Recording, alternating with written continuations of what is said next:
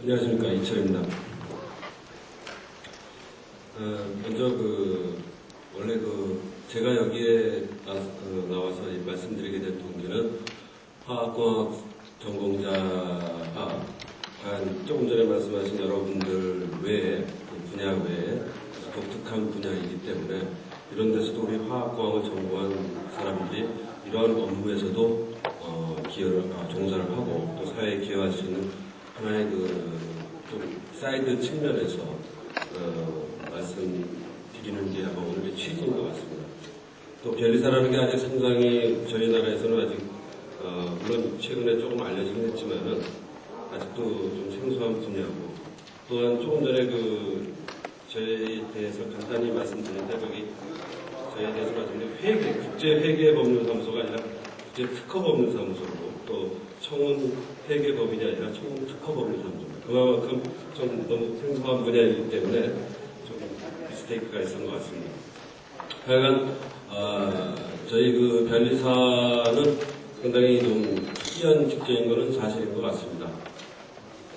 제가 한 20여 년 동안 이제 특허 업무를 하고 있었는데 아직도 변리사가 과연 뭐 하는 사람이냐, 아주 우스갯소리로 병아리 담배사랑 뭐가 다르냐 그런 얘기도 나오고, 하여튼 독특한 분야이며 또 나름대로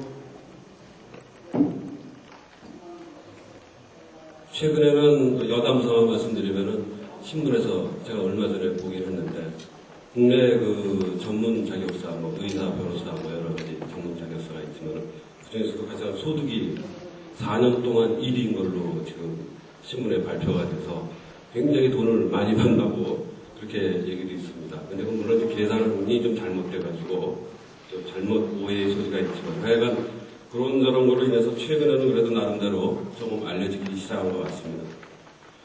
그래서 과연 우리 화학 전공을 한 변리사가 과연 어떠한 역할을 할 수 있고, 또 앞으로 21세기에서 무슨 중요한 포션을 차지할까, 그거에 대해서 한번 잠깐 여담 비슷하게 하면서 말씀을 드리고자 합니다. 조금 전까지는 영어로 얘기하다가 제가 한국말로 하니까 아무래도 좀 편하신 분도 계실 거고, 저 같은 경우는 아까 영어로 하신 분 한 5%도 못 알아듣겠더라고요. 그래서 좀 당황스러웠는데. 하여간 저희 변리사는 현재로는 한 1,500명 정도로 되어 있습니다. 제가 80년도 초만 해도 불과 국내에는 한 200여 명 정도, 그 중에서도 화학 전공을 전공한 사람들은 한 5, 6명 정도 뿐이 안 됐습니다. 그리고 최근에는 이제 시험제도가 좀 많이 변경돼서 1년에 한 200여 명 정도 시험을 패스가 되고 있는데, 제가 한 20여 년 전만 해도 불과 국내 1년에 한 4명 내지 5명 정도가 시험에 패스했습니다. 그 중에서도 화학, 그러니까 광범위하게 화공이 아닌 화학 계열에 전부 다 토탈로 해도 한 3년에 1명 정도 나올까 말까 할 정도로 굉장히 희귀했습니다. 물론 이제 그 당시 인기가 그렇게 희귀하다 보니까는 나름대로 값어치가 좀 괜찮았는데, 최근에는 한 200여 명 정도 중에서 화학 계열, 그러니까 바이오 케미스트리, 그냥 케미스트리 포함해서 한 50여 명 정도가 그쪽 출신이고, 그중에서 화공 전공자는 정확한 통계는 없지만 한 5명에서 10명 정도 사이인 것 같습니다. 그래서 비교적 전체 기술 분야 중에서 보면 그렇게 큰 포션을 차지하지 않지만은 나름대로 또 역할이 있기 때문에 상당히 지금 저희 사무실에도 또 젊은 변리사들이 몇 명 있고 그러니까 그 친구들도 열심히 하고 있습니다. 그러면 이 변리사라는 게 과연 뭐냐부터 간단히 다 아시는 분도 계시겠지만은 간단히 말씀을 드리면은, 최초에 사람의 머릿속에서 나온 아이디어, 구체화된 아이디어를 그거를 맨 옛날에는 그대로 방치했습니다. 즉 세상에 공표하지 않았죠. 여담 비슷할 때 얘기하는데 우리나라 고려자기 같은 거 자기만이 갖고 있고 그 비법을 공개하지 않았기 때문에 그 사람의 죽음은, 또는 그 아들이나 누구한테 전수하지 않으면 결국 사장되어 버리는 결과가 되었습니다. 그렇기 때문에 이렇게 되면 곤란하다, 기술이 발전이 안 된다, 그럼 이거를 오픈을 시켜야 되겠다. 자, 오픈을 시켰는데 그 개발한 사람은 그 뭐가 되겠느냐.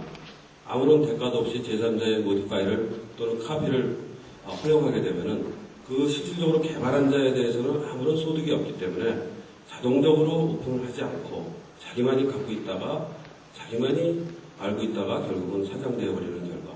자, 이런 폐단을 없애봐야 되겠다. 그래서 나온 게 바로 이 특허 제도입니다. 즉 일반 공중, 일반 사람들한테는 자, 내 기술이 뭐다. 이거를 오픈을 시키고 그 오픈의 대가로서 각 나라마다 또 동일합니다. 나라에서는 일정 기간 독점 배타적인 권리를 부여하게 됩니다. 즉, 독점 배타적인 권리로 인해서 뭐 자기가 자기가 직접 사업을 하든 아니면 제3자한테 라이센스를 줘서 로얄티를 받든 그건 당사자가 알아서 할 일이고 하여간 오픈시키자. 자, 그 대신에 오픈시킨 사람한테는 아까도 얘기했지만은 어느 정도의 경제적인 거 또는 명예적인 거를 부여하자. 그런 취지에서 즉 일반 국가적인 발전을 전체적으로 봤을 때 가운데 서로 계약에 의해서 서로 좋고 누이 좋고 매우 좋은 스타일로 시작되었습니다.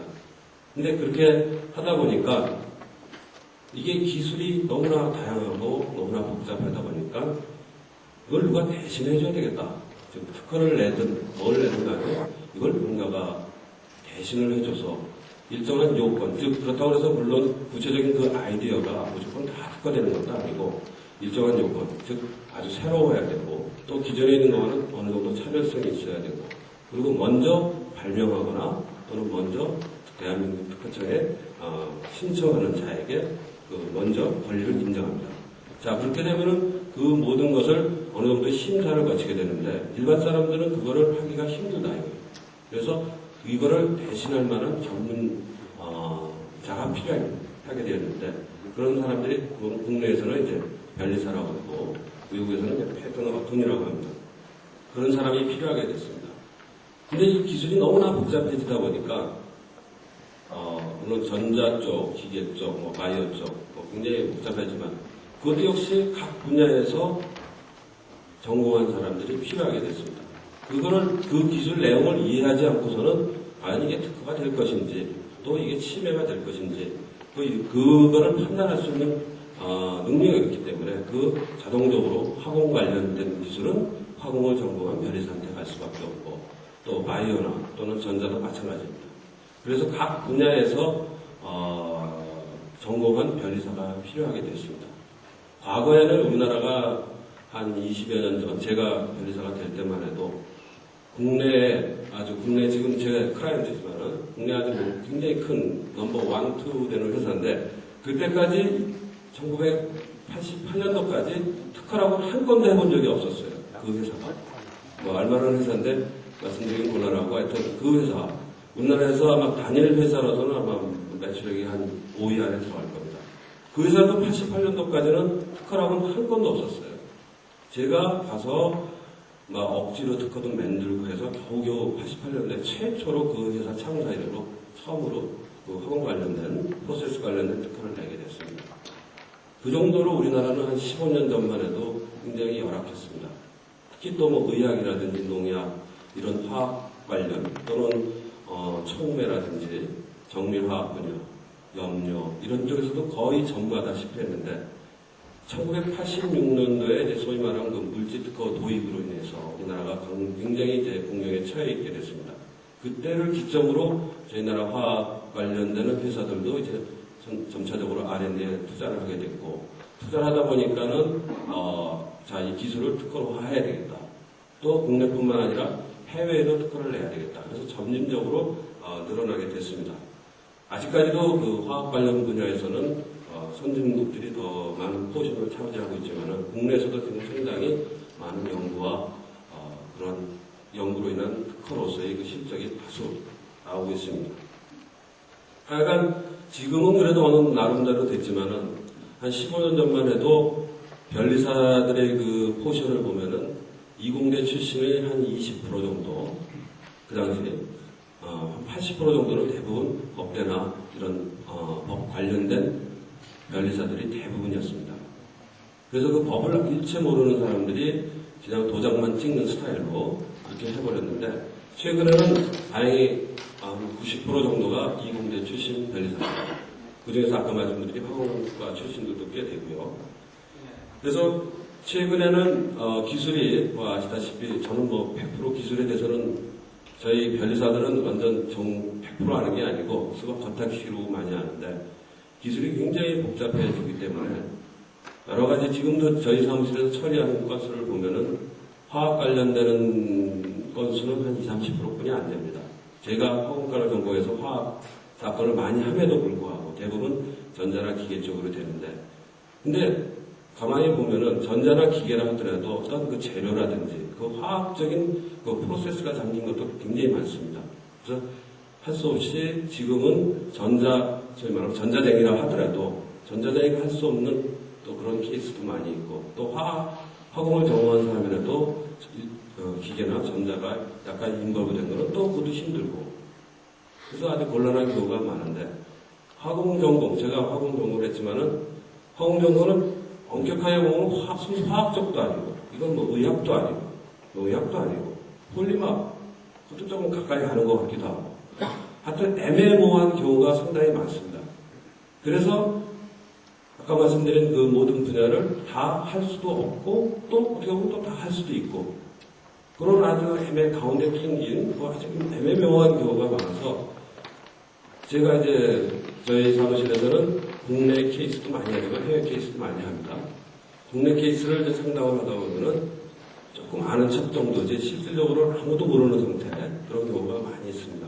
그래서 제가 볼 때는 바이오 케미스트리라는 사람들은 오히려 이런 화공 장치나 프로세스 쪽은 굉장히 약하고 또 기계 쪽은 뭐 당연히 그런 거고 또 순수 화학 쪽 의학이라든 이런 사람들은 또 이런 프로세스가 들어가거나 기계적인 요소 또 이런 거 들어가면 또 굉장히 약하고 근데 화공을 전공한 사람들은 둘 다 약한데 그나마 좀 아는 척을 할 수 있어서 변리사 직업으로서는 화공 전공한 사람이 오히려 낫지 않을까 저는 그렇게 생각을 합니다. 왜냐 어차피 기술을 모르기 때문에 새로운 기술을 접하는데 암만 자기가 약학을 전공을 해서 약학 박사 학위를 받았다 하더라도 어떤 일정 분야에 대해서는 박사지만 그건 조금만 벗어나면 어차피 잘 모르거든요. 그러니까 제가 볼 때는 어떻게 이런 두루두루 이거 프로세스 또 장치 지금은 요즘 대학생들이 그 캐리큘럼은 제가 잘 모릅니다만은 어차피 새로운 기술은 모르는 바에는 저희같이 조금씩 아는 사람들이 공부해가면서 하면 오히려 분야가 더 넓기 때문에 좋은 비즈니스가 되지 않을까 생각이 됩니다.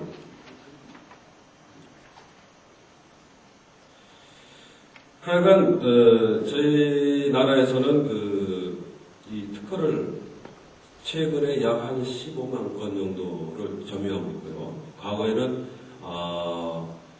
외국 회사들 특허만 받았을 때 거의 한 70% 이상이 외국인 회사 또는 외국 회사 또는 개인이었는데 최근에는 그게 역전이 돼가지고 국내인들이 더 많이 하고 있습니다. 물론 상당수 부분은 전자 관련 분야 또는 기계 관련 분야인데 화학 관련 분야는 상대적으로 적으면서도 그 분야가 적지만은 일을 할 수 있는 그 변리사들도 적기 때문에 거의 동등한 수준이 되지 않을까 생각이 됩니다. 참고로 그래서 저희 사무실에서는 이제 결국은 제가 전자 분야 일을 못하는 건 사실이고 또 기계 분야도 좀 약하고 또 바이오 케미스트리 쪽도 들어가면 잘 모르겠고 그래서 설상 할 수 없이 다른 변리사들을 고용하거나 같은 파트너십을 갖고서 지금 운영을 하고 있습니다. 그래서 거의 기계, 전자 또는 저희같이 화학 또 바이오 그 다음에 그 상표 나중에 말씀드리자 상표 분야 이렇게 해서 최소한 5-6명 정도들이 구성이 되어 있어야지만 모든 기술을 커버할 수 있는 제대로 된 사무실이 되지 않을까 생각이 됩니다. 그래서 변리사들의 그 가장 현재로서는 가장 큰 업무, 즉 화학공학을 전공한 변리사들의 가장 큰 주된 업무는 국내의 큰 기업, 아까 여기 강의하신 하나석유화학 같은 그 회사도 저희 사무실에서 하고 있지만은 하나 큰 화학회사라든지 화공회사 또는 중소기업의 조그만 염료회사라든지 하여튼 모든 그러한 물질을 제조하거나 또는 프로세스를 개발하거나 이런 모든 회사들이 일을 할 수가 있고요. 그 다음에 그쪽에서의 일은 주로 특허 관련된 분야고, 그 다음에 두 번째가 국내뿐만 아니라 해외에서 들어오는 일 또는 국내에서 해외로 나가는 일, 이런 일들을 주로 하고 있습니다. 즉 간혹 국내에서 특허를 받았는데, 아니면 미국에서 특허를 받았는데 국내에서는 어떻게 되느냐, 그런 질문을 많이 받습니다. 그 경우 나라마다 특허권이 존재하기 때문에 설사 미국에서 등록을 받았다 하더라도 국내에 특허 신청을 해서 등록을 받지 않으면 국내에서는 똑같은 걸 카피해도 아무 문제가 없습니다. 즉 나라마다 특허권이 별개로 존재하기 때문에 각각 그 나라의 절차를 수행하지 않으면 독점권을 행사할 수가 없는데, 그래서 국내에 많은 기업들이, 개인들은 좀 부담스러운데, 많은 기업들이 국내뿐만 아니라 해외에서도 해외에 특허를 신청해서 독점권을 많이 얻으려고 노력하고 있습니다. 그래서 최근에는 그 국내 특허 사무실의 일이 한 30-40% 정도는 밖으로 나가는, 즉 해외 특허 출원을 해서 특히 미국이나 일본, 유럽 같은 데 나라에 특허 출원을 해서 등록을 시켜주고, 그 등록을 시켜주는 대리를 하고 있습니다. 그 일이 상당히 요즘 와서 많이 늘어나고 있는데 그것도 역시 경제 사정과 약간 연관이 있는 것 같습니다.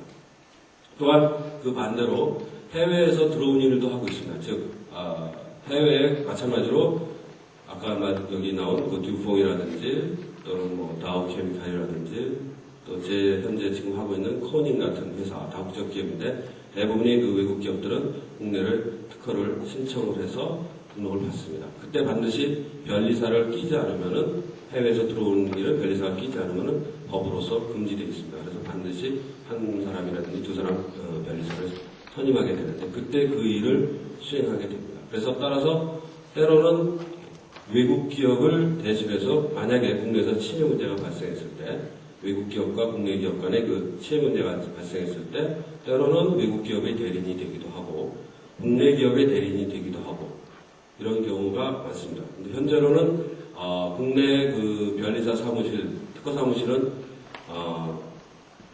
큰 규모로 말하면은 한 랭킹 10이나 한 20위 안에 들어가는 큰 규모의 특허 사무실들은 대부분 외국 기업을 대리해서 하는 경우가 많고, 좀 저희같이 중간 규모에는 국내 회사 또는 개인들을 위해서 대리하는 경우가 많습니다. 현실이 그렇습니다.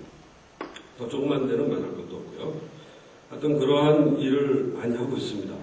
즉 특허를 대행해서 특허를 대신 특허를 받을 수 있게끔 하는 행위를 하고 있고, 국내인, 해외인, 또 마찬가지 해외인도 할 수 있는 그런 일을 하고 있고요. 그 다음에 중요한 게, 이 특허라는 게 세상에 아주 처음 나온 경우도 있지만, 예를 들면은 조금 모디파이 되거나 임프루브 된 경우, 그것도 역시 특허를 받을 수가 있습니다. 그때 과연 이게 특허성이 있느냐, 특허가 될 수 있느냐, 또는 이게 등록이 됐을 때 과연 제3자의 모방을 어느 정도 방지할 수 있는지, 이런 것을 컨설팅하는 업무도 하고 있고요. 그랬을 때 만약에 침해 문제가 발생했을 때 한쪽에서 기법을 하게 되면 문제가 안 되는데, 이게 침해가 되는지 안 되는지 아주 미묘한 그 법의 논리 또는 기술의 그 차이점으로 인해서 침해 문제가 발생하게 되는데요. 즉 권리자의 입장으로 보면 자기 권리를 상당히 넓게 보고, 반대로 그 상대방의 입장으로 보면 상대방의 권리를 좁게 보는 게 현실이, 그런 경우에는 반드시 침해 문제가 발생합니다. 그때 한쪽의 일방의 대리인이 돼서 국내 특허청이나 또는 특허법원 이런 데서 특허 어떻게 보면 소송과 관련된 변호사 역할을 하게 됩니다. 근데 아직까지 우리나라에서는 아주 침해 문제에 대해서 미국이나 일본 같이 많은 케이스가 많지는 않습니다만은 현재 추세를 보면 상당히 많아져서 오히려 단순 특허를 대행하는 업무보다는 침해 문제가 발생했을 때 소송 대리인의 역할이 더 커지지 않을까라는 생각이 듭니다. 또한 해외에서도 마찬가지입니다. 예를 들면 미국에서 국내 기업이 삼성이나 이런 큰 데의 경우는 이제 신문에도 가끔 발표되고 있지만 중소기업의 경우 문제가 크게 되게 됩니다. 즉 소송 비용이 너무나 많이 들기 때문에 제가 알고 있는 중소기업은 미국에다가 법인을 하나 설립을 해서 이제 막 수출을 하려고 했는데 미국 기업에서 경고장이 날라왔어요. 그래서 그 경고장을 딱 받고 경고장 받은 내용하고 상대방 특허권을 갖고 미국 변호사한테 가서 자 이거 대충 소송비용이 얼마 나올까 물어봤더니 이 황당할 정도로 많이 나오기 때문에 결국 그 물건을 판 매출액보다도 향후 발생된 소송 비용이 너무나 크기 때문에 그냥 폐업 신고를 내고 그냥 도망친 경우가 있습니다.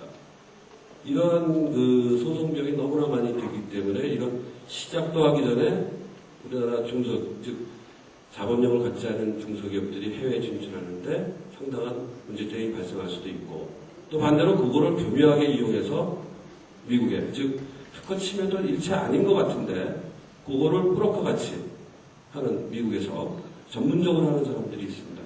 그런 사람들을 했을 때 과연 우리나라 중소기업들은 어떻게 대처할 것인가. 참 난감한 일이지만은 그런 브로커들도 많겠죠. 미국에서는 그거를 전문적으로 하는 사람이 그냥 국내 기업, 외국 기업, 특히 대만이 제일 많이 피해를 봤다고 해요. 대만의 기업은 그대로 대만의 기업이 그렇게 시작해서 한 10,000불, 20,000불 정도 막 세일을 하는데 경고장이 날라와서 그대로 폐업하고 도망간다든지 그런 일이 많이 발생하는데 그런 일이 발생했을 때 저희 나름대로 물론 이제 미국의 법하고 우리나라 법하고 좀 차이가 있지만은 나름대로 그걸 스타디를 해서 미국에서 굳이 어떠한 그 소송에 들어가기 전에 승산이 어느 정도 황당무계한 케이스도 많이 있기 때문에 그런 최소한의 그거를 방지해주는 역할, 즉 사전에 특허 침해가 소송을 대리하기 이전에 사전에 어느 정도 스타디하는 그런 역할, 그것도 국내에서도 마찬가지입니다. 그런 역할도 상당히 중요한 업무라고 생각합니다. 또한 최근에는 국내 기업들도 과거에는 의뢰버로 물건 만들어서 팔기만 했는데 최근에는 나름대로 회사에 담당 부서가 있다든지 아니면 그 조그만 기업인 개인 사장들이 스스로 나름대로 서치를 합니다. 특허 서치를 해서 과연 내 제품이 제3국에 수출을 했을 때 침해가 됐는지 안 됐는지 그런 사전에 스타디를 하게 되는데 그런 의뢰가 상당히 많이 오고 있습니다. 즉 많이 한두 번 당하다 보니까 차라리 그때 가서 하느니 지금 사전에 약간의 비용을 들인다 하더라도 충분한 서치와 또 담당 전문 변리사들의 그 자문을 받아서 그 물건을 수출하거나 제조하거나 이런 미리 사전에 예방하는 차원에서 많이 하고 있습니다. 그런 업무도 요즘 상당히 많이 늘어나고 있어서 좋은 비즈니스라고 생각이 됩니다. 그래서 오늘의 주제로 잠깐 넘어가면은 아까도 말씀드렸다시피 화공 자체 분야인 경우는 일은 특허 관련 분야의 일은 그렇게 많지 않은 것 같습니다.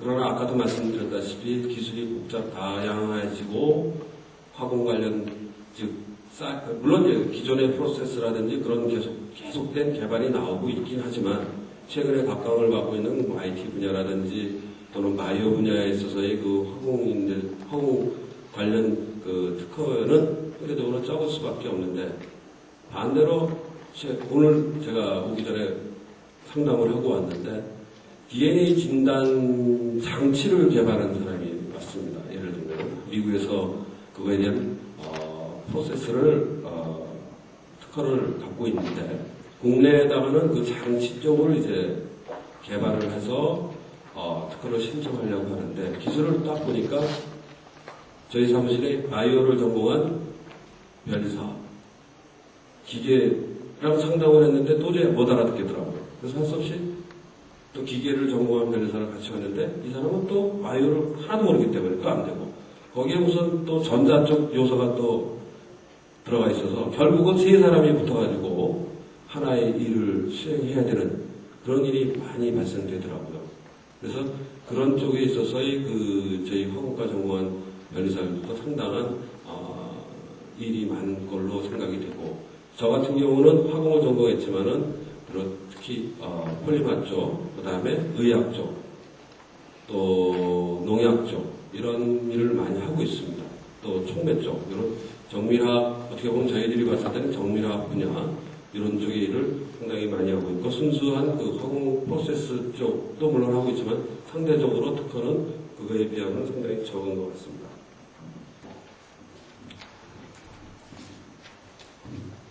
하여간 저희 그 화공과를 제가 한 20여 년 전만 해도 아까 말씀드렸다시피 화공 전공한 변리사는 3년에 한 번, 한 명 정도, 그 정도 나오다 보니까 상당히 굉장히 드물었고, 제가 개업할 당시만 해도 화공 전공한 변리사는 거의 국내에는 없었습니다. 그래서 불행 중 다행인지 몰라도 그 당시만 해도 케이스는 굉장히 적었지만 나름대로 국내에 큰 화학회사라든지 또는 그 관련된 회사에 일을 많이 하고 있습니다. 그래서 나름대로 괜찮지만은 최근에는 아무래도 그 케이스가 좀 적기 때문에 조금 어려움이 없잖아 있지만은 그래도 계속 화공 자체보다는 그거와 관련된 일이 많아지기 때문에 상당히 좋고, 또 참고로 말씀드리면은 변리사들이 아무래도 새로운 기술을 접하다 보니까 또 특허 관련 외국 회사에 관련되는 일이 많기 때문에 라이센스 계약이라든지 또는 기술을 거래하는, 즉 하나의 그 재산적 가치, 부동산과 같이 기술을 거래하고 있는, 또 기술 가치를 산정하는 이러한 일들도 상당히 많아지고, 또한 최근에 그 많은 벤처기업도 있지만은 그러한 기술, 그 벤처기업을 투자하는 회사에 대해서는 투자하는 회사는 정확하게 그 기술을 파악을 못하는 경우가 많습니다. 그래서 그 투자해서 저희들한테 의뢰를 해서 과연 그 기술이 과연 특허성이 있는지 또는 그와 유사한 기술과 대비하는 그런 업무도 많이 수행하고 있습니다. 근데 아직까지 우리나라는 그 변리사 역사가 짧기 때문에 앞으로 이러한 아까 첫 번째 말씀드린 전통적인 영역, 즉 특허를 내주는 일, 또 침해가 발생했을 때 한쪽에 대리되는 일 외에 이런 여러 가지 컨설팅 업무, 이런 일이 상당히 많아질 거라고 생각이 됩니다. 이상 어느 정도 간단히 말씀드렸지만 두서가 없는 것 같습니다. 질문 있으면 간단히 받고 이 정도로 마치도록 하겠습니다. 감사합니다.